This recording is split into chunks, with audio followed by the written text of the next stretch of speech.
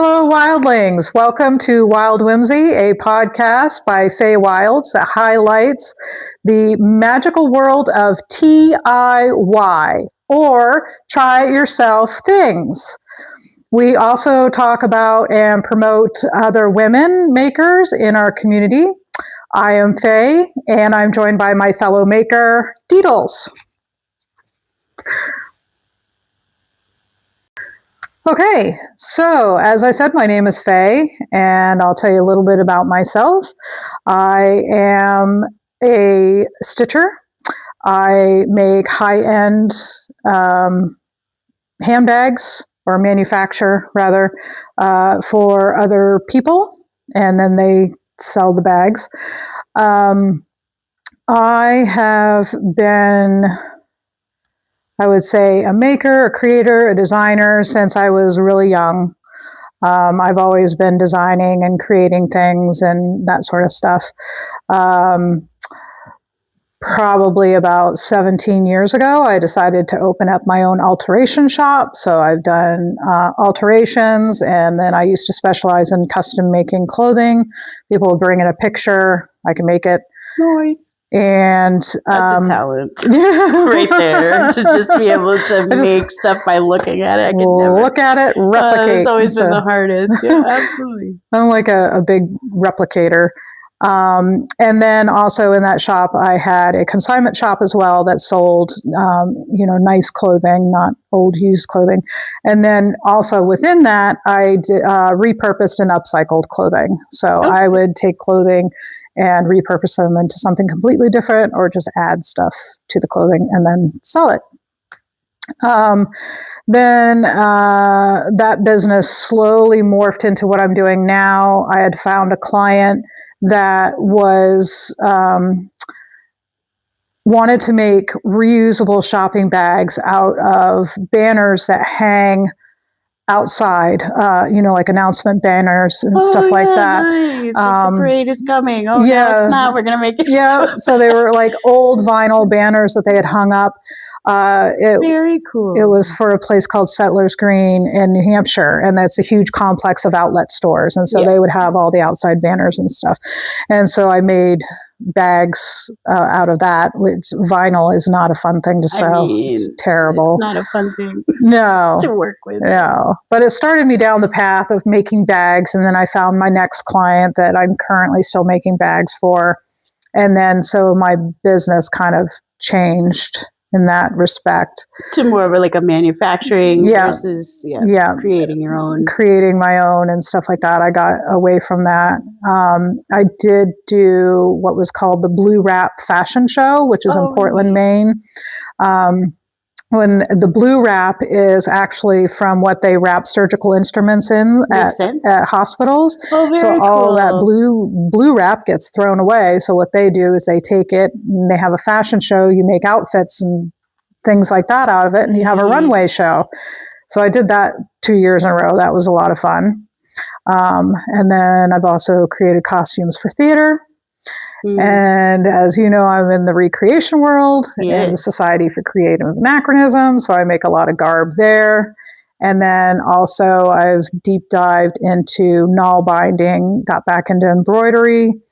I've done mead making. I've done, all kinds of different things. And then fell into the needle felting rabbit hole. Which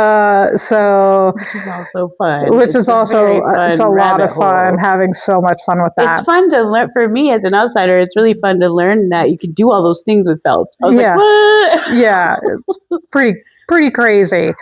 So I have all of that. And then so with this, what we're doing now with the podcast, I wanted to switch my trajectory again, because I'm never a stay in one place type of person, and do more for myself than I do, working for somebody else. I want to work for myself, myself.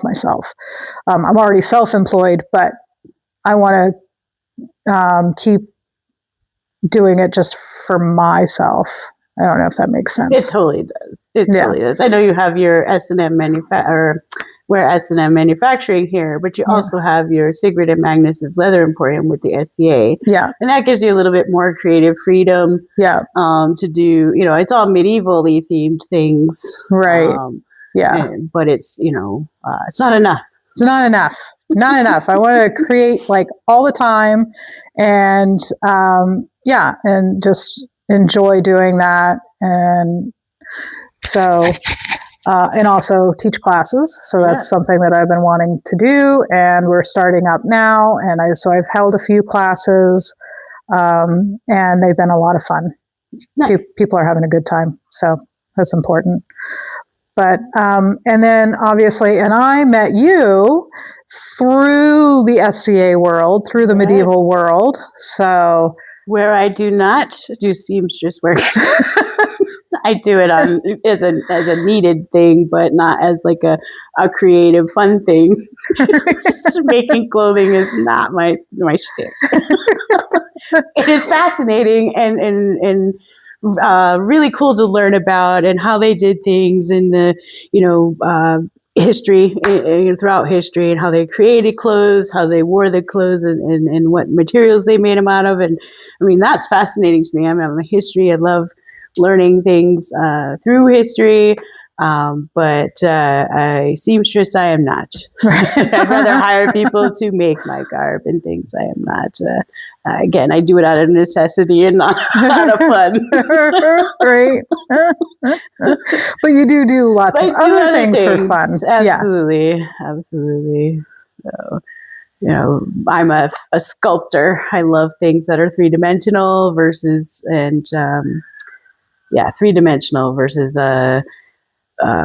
on paper. I also draw and paint, so that's more doodly type things as opposed to.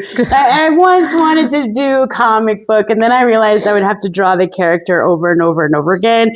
And when I'm not a replicator, I can't mass produce the same thing over and over and over again without getting completely bored out of my mind. And so, as an artist, I'm I see it and go, what can that be? And I create it. Yeah. It's what materials do I have on hand right now that can make something happen? And that's the type of creator I am.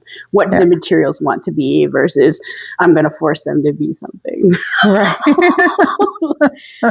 Yeah.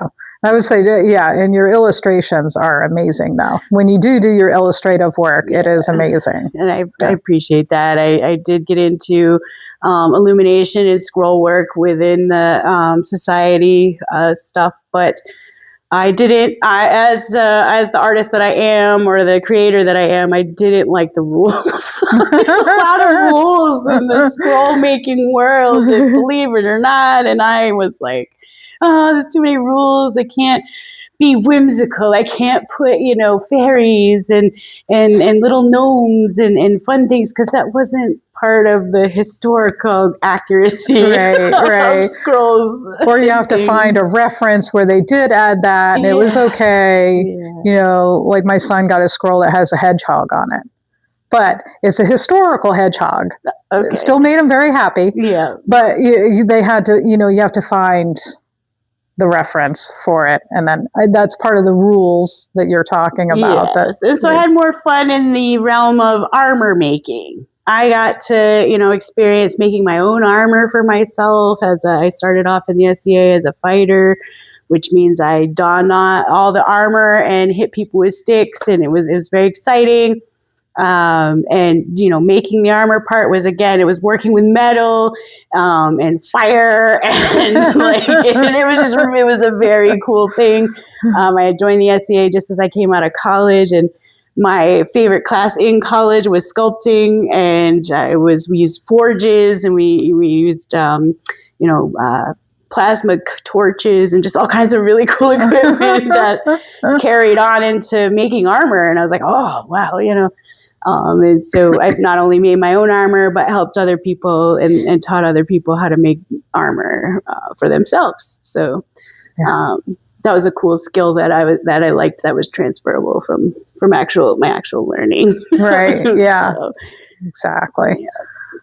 That's pretty cool. Yeah. And then I got involved with a lot of kid crafts and things through the SCA, not only SCA, but I also did a lot of, I was a classroom teacher in a daycare, and I was in the 2 to 3 year olds, but they create some really cool stuff. So that was really fun too, to kind of be that teacher part. So, as we move forward with, as part of the Feywild's creative studios, I'm hoping to take those skills and teach people as well, the different things that I've learned.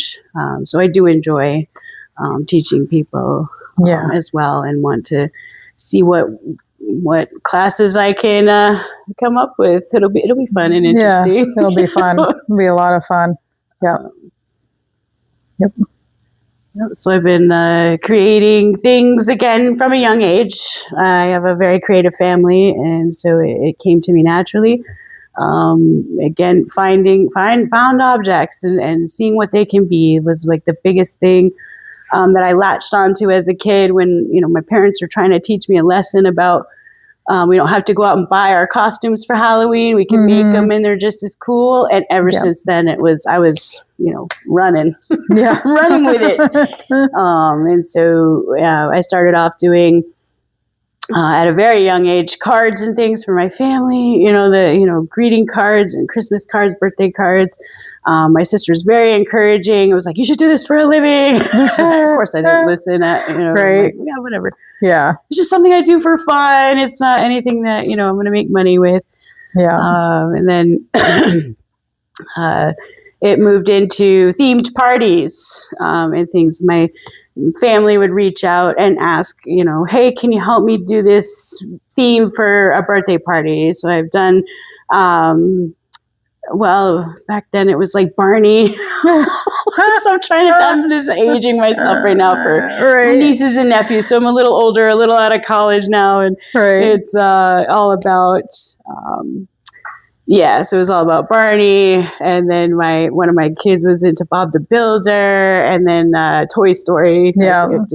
Birthday things as far as the party favors and things like that, but also delved a little bit into cakes and decorating cakes, and it's really fun, but again, not my shtick.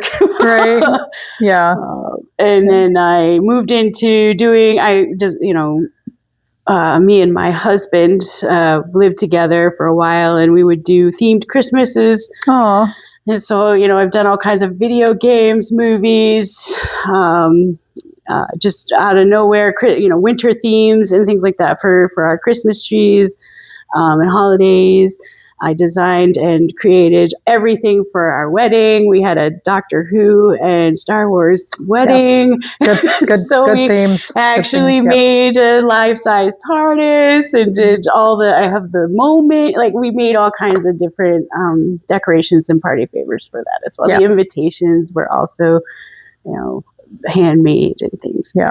And so I really like that. Halloween costumes. I mean, oh my God, Halloween. And I found out that I have a knack for cardboard creations. I love taking cardboard and seeing what I can, well, not just cardboard. Your mimic costume was amazing. It was. And hopefully we'll get some pictures and be able to post them along on our website in our gallery and stuff, and show you those types of things. I didn't bring everything with me because it would take a truck to move all the stuff that I made. Right.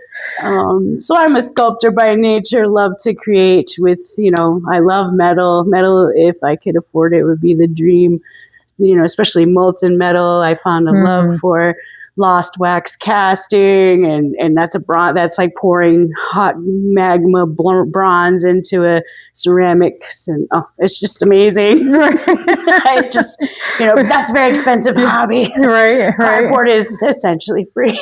Yeah, you can get cardboard anywhere. The most money I spend is on the hot glue and paint. When you're taking stuff and you go to paint it, that's where the money is really. Right. Yeah.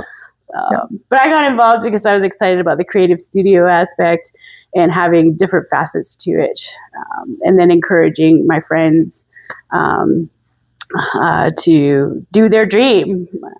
Our editor has dreams as well, and you'll meet her along the way in a voice capacity, but she's our photographer and stuff, and I want to help promote that for her as well. And basically, it seems we're moving into what the podcast will be, and that is, trying it ourselves. So instead of DIY, because we have a lot of that out there, right? Yeah.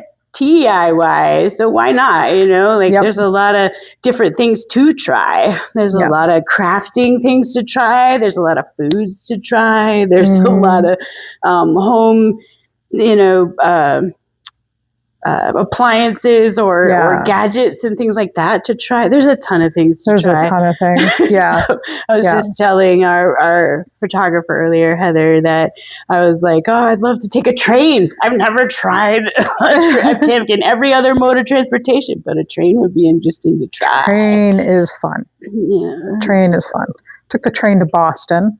And then the train up Mount Washington. Right. See? Which is all the way to the tippy top, which is amazing. I've done that. So that's local, amazing. And that's local. Really easy to try and do. Yep.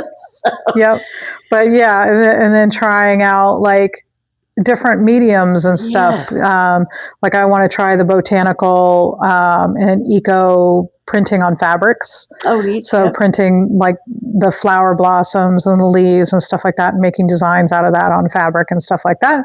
And then we record it and you guys come along for the journey and watch our many fails and successes. Absolutely. So this podcast is a DIY. It's a DIY. We're trying it ourselves. Seeing other people successful at it. And I mean, whether we're successful or not, we're going to have fun. Oh my gosh. We're going to laugh a lot. Yeah. And we're not on a structure. It's very free form. Right. Yeah. Yeah. We are not heavily scripted. We're not, I mean, I think the most scripted would be is when we have questions for our guests. Yes. Have guests, we love questions for them. But yes. It's pretty loosey-goosey and fun. We're whimsical and we want to keep it that way. Yep. So that's that. I mean, that's us. That's us. That's kind of what we want to do with our podcast. And we were really hoping that you're going to listen. We call ourselves Wild Whimsy because that's what it is. We're kind of wild in what direction we're going, what the things we're going to be doing, and whimsical because, things of whimsy are really fun. Mm-hmm. Really, and you can get in there and create some really cool things, from creatures to plants to to furniture. We're very excited. As part of our first try it yourself project. Yes, we're moving into cardboard furniture, and so we'd like to try. The next podcast, we're going to be making a coffee table that will sit right here. And then we can put our coffee on because we're both coffee and water drinkers. I'm super excited about that to see how that all comes together and how that goes. So that's something with cardboard I have not tried. And so I was like, oh, well, let's try that. And then making more shelving, which would be very cool, and just kind of rounding out our podcast space. With furniture that we've made together, bring both of our skills and talents into, making a coffee table. I know that sounds very silly, but that's what we're gonna do. We're gonna be like, I'm going to build it, and she's going to decorate it. She has an eye for those things. I mean, I do as well. I'm not diminishing my own thing, but I like to build. And then she likes to. I like to decorate, to do the coloring and the painting, making it look cool afterwards. And as you can tell, we have eclectic tastes. This is representing me. Teacups and wool, a fiber arts person.